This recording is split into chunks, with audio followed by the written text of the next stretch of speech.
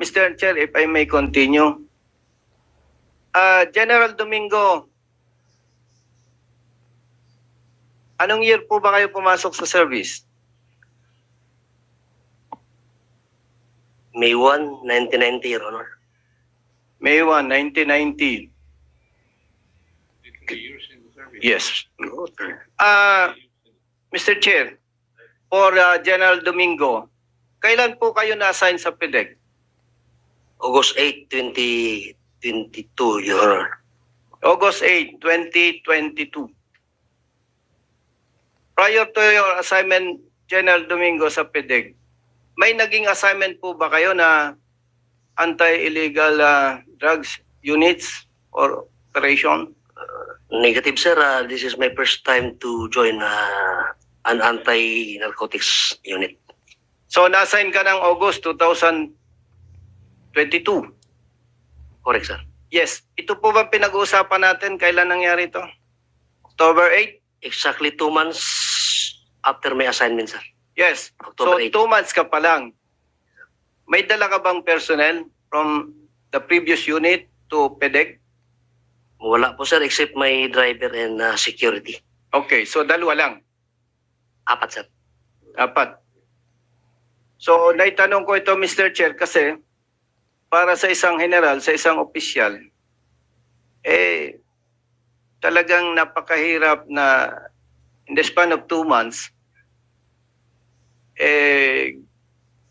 gusto kong banggitin kasi na parang ang hirap sabihin, ito lang, opinion ko. Gusto ko, Mr. Chair, balikan si Captain Susongko eh. Sige. Kasi may mga itatanong po ako related dito eh. Okay, nasa Zoom si Captain Susongko, si Sergeant Mayo, and even Mr. Atadero is also in Zoom. So pwede kayo magtanong dyan. So, Mr. Chair, if I may ask some questions to Captain Susongko. Yes, Captain Susongko. Okay, Mr. Chair, kung wala po si Captain Susongko, nandiyan naman po si General Nacion. Siguro, pwede ko pong i-address sa kanya yung questions ko. Mr. Chair, nandito naman yung mga tao siguro ni Captain Susongko. Di po ba? Nandito ba? Si Captain Susongko is the head of the team leader under the SOU 4A, correct, Colonel Olonan, ano? Yes, Your Honor. At yung mga kasama niya sa team, nandito ngayon. Nandito po, Your Honor. Yun ang tanongin natin. Yes, Mr. Chair, kaya hinahanap ko po si Captain Susongko. During the previous hearing, naging inconsistent po siya eh. And nung nag-follow up question po ako, nag-request siya ng executive session. However, during the executive session, binawi niya po eh. So, siguro po, ang makakasagot nito, si General Nacion eh, as Secretariat of the SITG. General Nacion, sir, based dun po sa report, anong oras po nando sa WPD Lending Office si Captain Susongko?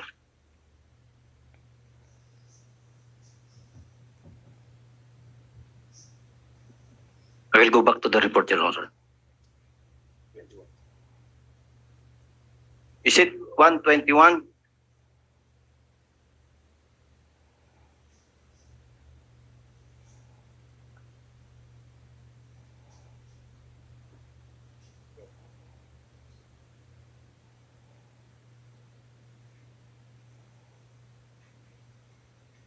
Mas mabilis pa sumagot si General Akop, katabi ko eh. Alam niya yung sagot eh. Check mo nga, General Nacion, kung 1:21 p.m.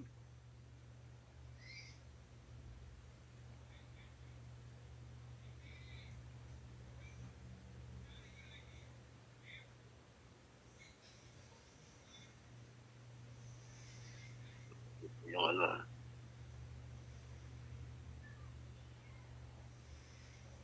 So habang hinihintay natin yung sagot, let me just ask a few questions kay Colonel Ibanez ulit. Yes, Mr. Chair. Colonel Ibanez, ikaw anong hawak mo na unit ngayon? Nasa Holding po ako ng HSS, Your Honor. Headquarters No. support. Saan, di ba, you were in PIDEG, right? I was Itong October 8, 2022, you were still with PIDEG. now, Your Honor, nandito sa HSS na ako. Headquarters support services. Simula nung nangyari October 8, 2022 na WPD lending anti-illegal drug operations, you were not with PIDEG. Na-relieve po ako ng Isoyo NCR October 10, Your Honor. Hindi, Then- so SUU, PIDEG ka pa rin noong October 8. Yes, Your Honor. Oh, yun nga ang tanong ko eh. Okay, member ka ng PIDEG. Ikaw yung NCR head ng PIDEG, correct? Yes, Your Honor. Okay. Kakilala mo ba si Sergeant Mayo? Yes, Your Honor. Gaano mo katagal nang kakilala si Sergeant Mayo? Ano ba yung Nakasama ko po siya sa Manila, Your Honor. During the time na nasa Manila ako. So, isang taon, 2 taon, 1 linggo. Sagutin mo yung yung exact na 2004 o 2004 to 2009, Your Honor. matagal-tagal mo na pala siyang kakilala. So, yung mga ganong taon, 5 taon, kilalang kilala mo na yung tao, di ba? Yes, Your Honor. Okay. Sa yung pagkakakilala sa kanya, ano? Paano kaya yun nakapagtago ng 1 toneladang drugs na hindi mo alam? Your Honor, nung ako yung SOU NCR, marami po akong tao na, Your Honor. Mhm.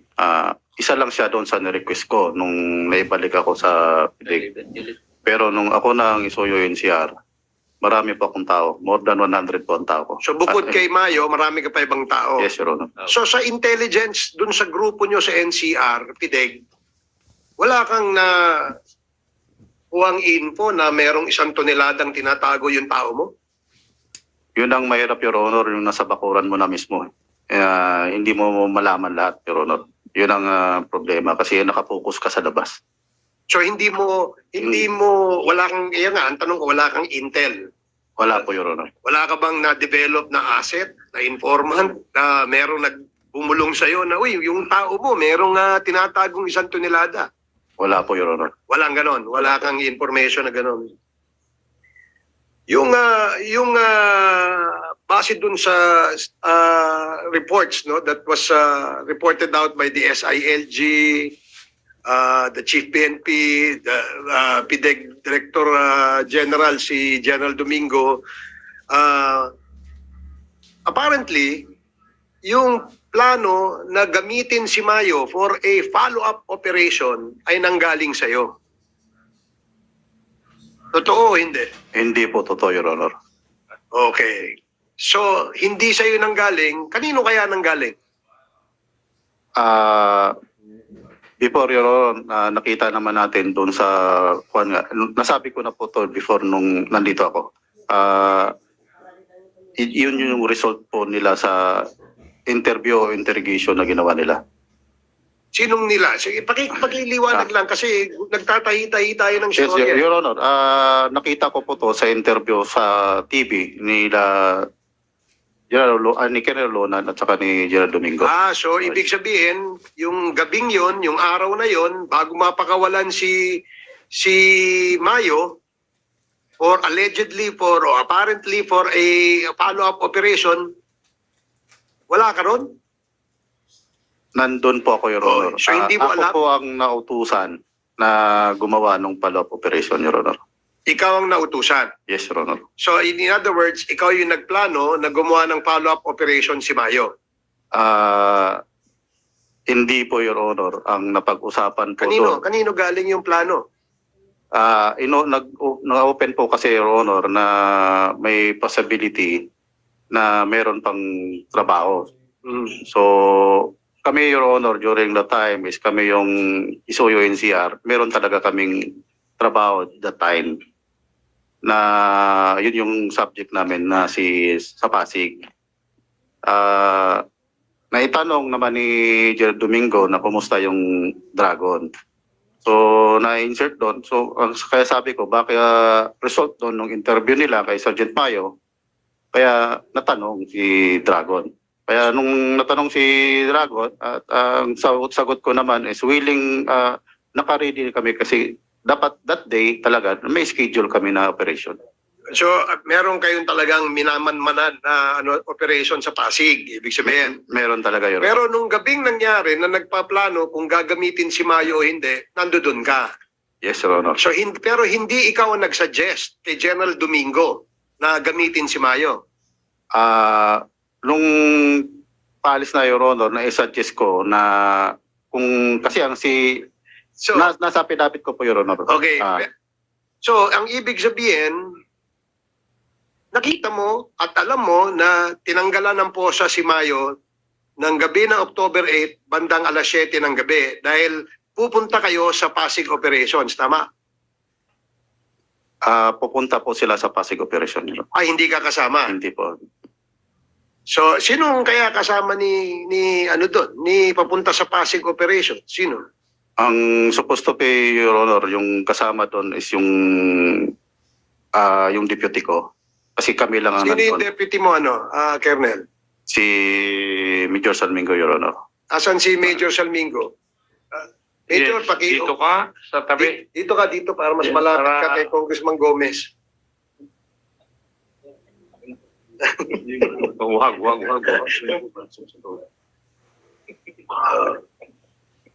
So, hindi ikaw ang kasama ni Mayo nung pumunta sa Pasig for the follow-up operations. Yes, Your Honor.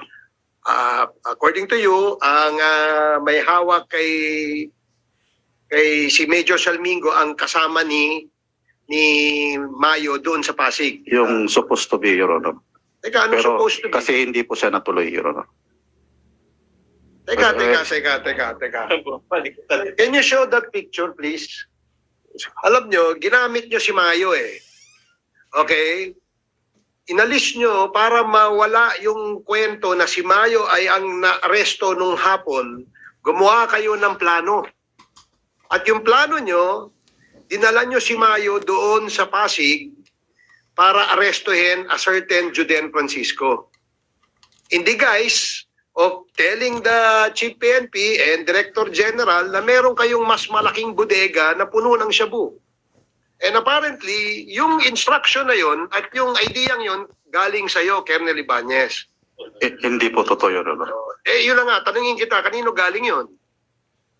Ayun po yung result nila sa interview nila kay Sergeant Mayor, Your Honor. Hindi po ako nag-open up na merong ganon. Ang Sino sinabi, nag-order? Sino nag-order na si Mayo gamitin? Your Honor, di po ako ang director ng PIDIC noon. Si General Domingo po ang So director. sinasabi mo si General Domingo ang nag-order. Wala pong mangyayari doon, Your Honor, na action kung hindi with the guidance of our director, Your Honor. Okay, in other words, it was General Domingo's order to use Mayo. Yes, it was agreed, Your Honor. Okay. Alam mo na si Mayo ang pumunta sa Pasig at umaresto kay Juden. Based po doon sa report, Your Honor, na siya po mismo. Pero accomplishment report na ikaw ang pumirma. And that report, actually, ay nagre-rekomenda ka pa na bigyan ng medalya ng kagalingan itong si Mayo. Ang nakakaano dito dahil si Mayo was the one who read the Miranda rights nung Juden Francisco. Can we show that picture? Ito yung picture na video tinatanggal yung handcuffs. Were you there, Major Salmingo? Good afternoon, Your Honor. Yes, Your Honor, I was there, Your Honor. Ikaw ba nagtanggal mismo ng posas ni Mayo? No, Your Honor, I was seated at the driver's seat, Your Honor, of the vehicle, sir. So you were the one driving? Not necessarily driving, sir, kasi hindi pa po kami maalis. So nandun ka, you were seated at the driver's seat. Yes, Your Honor. Okay, so hindi mo nakita sino nagtanggal ng posas? No, Your Honor. Hindi ka nagtaka. Ba't tinatanggalan yung posas si Mayo? No, Your Alam mo, Honor. naarestado si Mayo. By the looks inside the vehicle, yes, Your Honor. Because he was handcuffed, right? Yes, Your Honor. But when somebody is taking off the cuffs, anong naisip mo? Your Honor, there might be an instruction, Your Honor, from the higher authority. Then who put that instruction come from? Where could that instruction come from, sa tingin mo? On that particular scenario, Your Honor, the one with me inside the vehicle, sir, is Colonel Oronan. Seated at the back is Colonel Oronan and Sergeant Mayo. I was seated in front.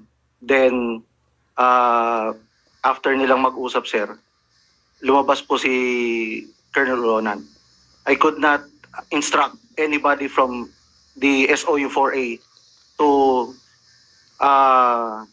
unhandcuff Sergeant Mayo simply Okay, because they so- are not my people, and I don't have any. I don't have the key to that particular handcuff, Your So Honor. in other words, you have nothing to do with the uncuffing of Mayo. Yes, Your Honor. Anong narinig mo sa usapan ni Colonel Olonan tsaka ni Mayo? Nasa harapan ka. Don't tell me, hindi mo naririnig. Anong pinag-uusapan nila? I'm not privy, Your Honor, kasi medyo mahina po yung usapan nila, Your Honor. Nagbubulungan lang sila.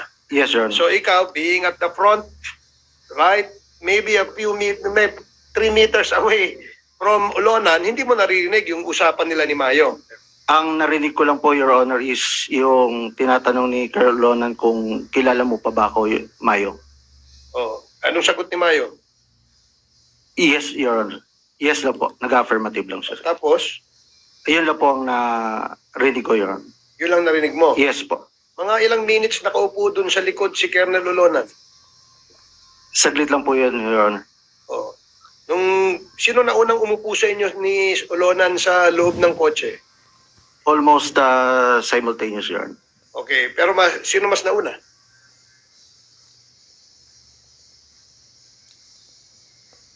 Based on the CCTV, sir, ako, sir. So nauna ka. Yes, sir. Hindi simultaneous, hindi almost simultaneous. Mabilis lang po, Your Honor. Okay. O, so, ngayon, tinanggal yung posas ni Mayo. Hindi ka ba nagtaka bilang isang major? Bakit yung tinatanggalan ng posas yun? Sir, I have no discretionary power on that No, I'm particular not asking if whether meron kang discretionary or pas. Bilang isang police officer, alam mo na arestado yung tao sa likod mo. Alam mo yun eh. Yes, Your Honor. Oh. Ngayon, nakita mo tinatanggalan ng posas. Bilang isang police major, I'm sure pinag-aralan niyo yun. Yes, sir. Hindi ka ba nagtaka? Bakit tinatanggalan ng posas yun? Nagtaka din po, Your Honor. Ngayon, what did you do? Anong nagtaka ka? There was an instruction for me to accompany Sergeant Mayo towards Pasig, Your Honor.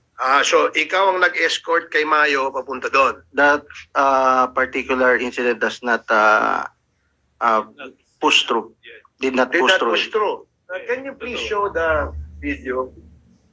Kung hindi natuloy yung Pasig follow-up operation, ano ito? Your Honor, if I may. Wait lang ha. Let me show the ano.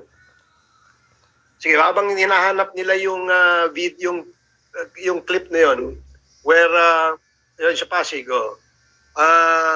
si Sergeant Salmingo, based on the affidavit of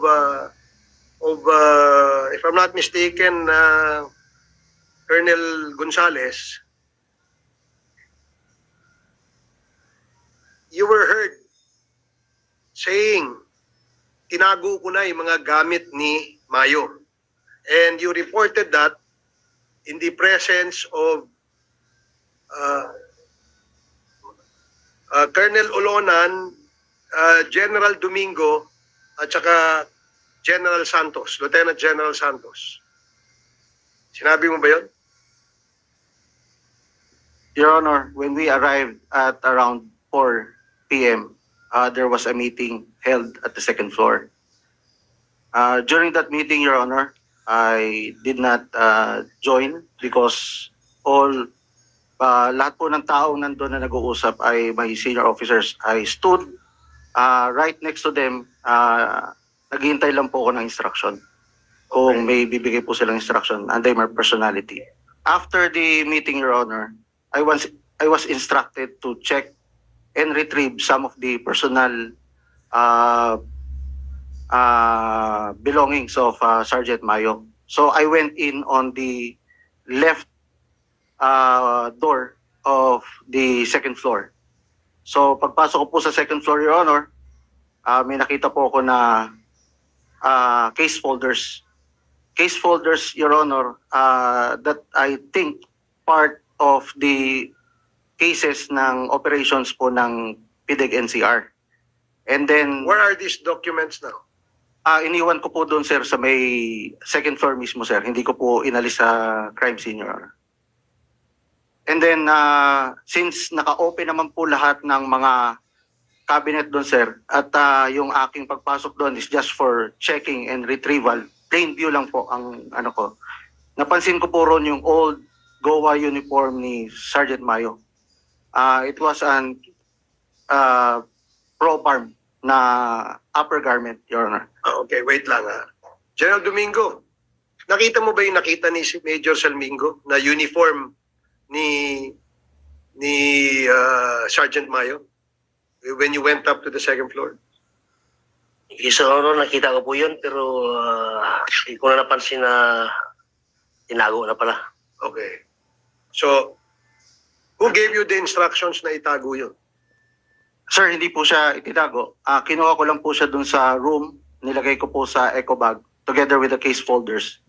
Paglabas mo po ng room, sir, meron pong maliit na lamesa. Nilagay ko po dun sa ilalim where the senior officers and General Domingo can see it, Your Honor. Hindi ko po siya nilabas sa WPD Lending. Bakit kailangan mong galawin yung mga gamit ni Mayo doon? There was an instruction, Your Honor. Who gave you that instruction? General Domingo, Your Honor. So si General Domingo ang nag-instruction na alisin yung gamit. Kasi you tampered already the crime scene eh. Di ba dapat hindi mo, alam mo yun? Yes, Your Honor. Nung pagpasok ko nga po doon sa mismong pinto na yun, sir, after nakuha ko na po yung uniform, I saw a vault na naka-open po na ang laman ay droga. So, in my practice, Your Honor, sa PIDEG, way back pa po ng ibang assignments ko sa anti-drug units, pagka po may ganyan, sir, hindi na po ko nangingailam dyan. May practice ko po yan, sir, na hindi ako lumalapit sa droga. Alam po ng mga tao ko yan. Pagka nakakaroon, sir, ng inventory ng illegal drugs, nagbibigay lang ako ng coach pero I never have myself near or closer to the illegal Okay. drugs. Sige. So lumabas po agad ako, sir. Naging cautious na ako dyan, sir. Okay.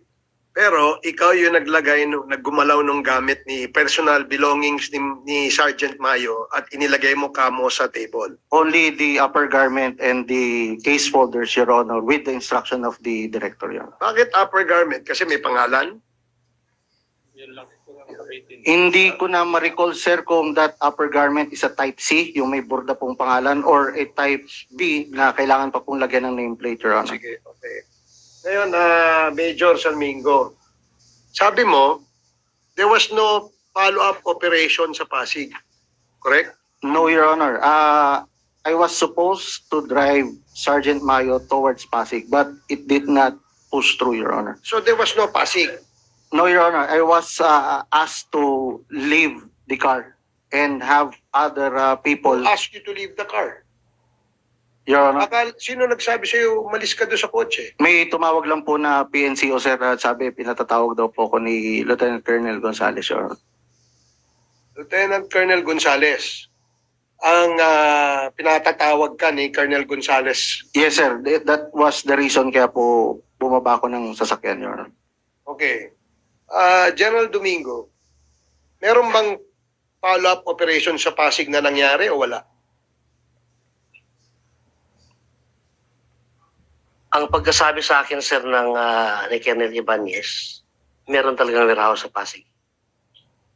Okay. Although after more than 1 hour, that follow-up operation on that bigger warehouse was cancelled dahil nga po ang ating former Chief PNP ay nasabihan na baka patayin si Mayo ni Ibanez. Okay. Mr. Chair, Congressman Arvin. tumawag na hindi na push through yung Pasig operation because of the call of the Chief PNP. Yes, Your Honor. So in other words, are you trying to tell this committee na si former Chief PNP nagbigay ng go signal para mag-operate sa Pasig? nagbigay po ng go signal for that follow-up operation, Your Honor. And Using Mayo. is it with the use, the permission given you or the authority given you by the then Chief PNP, was it or did it include using Master Sergeant Mayo? Yes, Your Honor. Yes. And General Osorin, do you agree with that? Yes, sir. Yes. Thereafter, you rescinded your order. And according to General Domingo, because General Sergeant Mayo may be killed. Yes, Mr. Chairman, sir, because at that time, sir, I received a text message from Director Wilkins Villanueva, sir, informing me, sir, that Ibanez was the subject of their ongoing operation. At yun nga, sir, yung sinabi kanina ni Director Villanueva na sila, sir, ay suspected na nagre-recycle, nagbebenta ng mga nakukumpiska nila na droga, sir. That's why when I called up Domingo and inquired kung sino ang kasama ni Mayo doon sa follow-up operation, sir, when I was informed na si Ibanez, sir, my instinct was there might be a plan na i-silence si Mayo, sir. Baka i-set up siya, sir, mapatay siya, sir. Then magkakaroon, sir, ng parang walang kwenta, sir, yung operation because to me, sir, that was an opportunity na nakahuli ka ng 990 kilos, sir, more or less na drugs, police, sargento, and it would really be a very big opportunity for us to identify sino yung mga kasama niya dahil wala akong maniniwala, sir, na hanggang sa level lang ni Sergeant Mayo. That's why I recalled yung operation na yun, sir. And during the validation naman, sir, napatunayan na wala namang droga, sir, na nakuha doon sa Pasig operation. May warrant of arrest na na-implement kina Juden Francisco and then mga baril po, sir, yung nakuha. So, ayun po, sir, yung reason bakit ni-recall ko po yung follow-up operation because of the text message na natanggap ko kay Sir Wilkins because mismong director na, sir, ng PIDEA ang nagbigay ng impormasyon sa akin regarding, sir, doon sa kay Ibanez, sir, kasi hindi ko naman, sir, kilala lahat yung mga operative na nagtatrabaho sa drugs po, sir. Thank you. Wilkins, do you agree with the statement of the former Chief PNP? Yes or no? Yes, Mr. Chair. I sent a message to the former Chief PNP sometime on 9:15 p.m. Yes. My question is, did somebody advise you to text the Chief PNP? Wala, sir. Ang feeling ko kasi, sir, is there is Sandali, Wilkins. yes, sir. How Wala did pong you- nag-advise. How did you know na merong nangyari noong October 8? I was always updated by the director, during the time, Director Albarino. So, siya ang nagsabi sa iyo. Yes, sir. Yan, para kompleto yung istorya. Yes, sir. Kasi yun naman ang istorya. It was Director Alvarino who informed you of the accomplishment supposed to be of PIDEG on October 8. Yes, sir. And that is precisely the reason why you texted the former Chief PNP about it. Diba? Initially, Kasi ang sir, nagsabi kay Director Alvarino is si Colonel Gonzales. Kayo naman, oo. sir, initially, sir, congratulatory yung pinapadala namin sa PIDEG. Congrats, kasi malaki yan. But as the time goes on, seemingly parang nawawala na, sir, kasi si Mayo dun sa kwento. Kasi always updated, sir, kami dun sa nangyayari sa loob. So nung nawawala na, sir, si Teka. Sergeant Mayo, Paano ka na-update? nag-uusap nga, sir, si Colonel Gonzales at si Colonel Alvarino. Totoo yung aking theory na ang nagsabi tayo ay kay Director Avarino regarding that incident ay si Colonel Gonzales. Yes, sir. At siya rin ang nagsabi na delikado si Mayo kasi makapatayin si Colonel Ibanez. Hindi ko na po alam yun, sir. Wala na po sa level ko yun. Basta sa akin, sir, is ina-update kami. So, nung bandang alas 9 na, Ang sir. nag-update sa inyo, let us be clear, ay si Colonel Gonzales. Yes, sir. Tama. Yes, sir. Kasi at the very start, yung tanong ko kay Director Avarino, si Colonel Gonzales lang ang nakakontak sa kanya na madalas. Yes, sir. Yes. Yun ang katotohanan. May I, sir? Wala, sir, akong planong mag-text, sir, kay General Asurin, sir, eh. But papunta na ng 9 o'clock kasi, sir, wala pa rin nangyayari kay Sergeant Mayo about dun sa case. Particularly on the inventory. Kasi nga, sir, nalaman namin nung 1 o'clock na buy-bust siya. So, ano ibig sabihin pag na-buy-bust ka? May buy-bust item at dapat nag-inventory ka dun sa place of your buy-bust. Nawala yun sa kwento, sir. In fact, dun sa first spot report, wala, sir, si Sergeant Mayo. So sabi ko, okay lang. Kasi baka ifo-formal direct filing. Pero nung bandang huli na, sir, nung 9 o'clock, wala pa rin inventory at si Sergeant Mayo, sir, wala pa rin doon sa lugar dahil nasa labas. Dapat during inventory, Sergeant Mayo should be there at the place of the inventory. Wala siya, sir, eh. So I decided, sandali, i-text ko na si General Asurin at ipaalam ko sa kanya that I am monitoring the operation of the 990.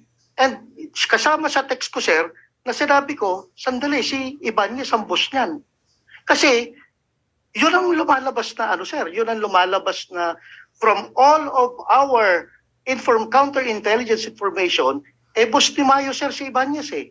Kasi sabi ko, in fact, sir, if I read, nung sinabi ko na sa kanya lahat, sabi ko, this is your very chance to pin him down, Bok.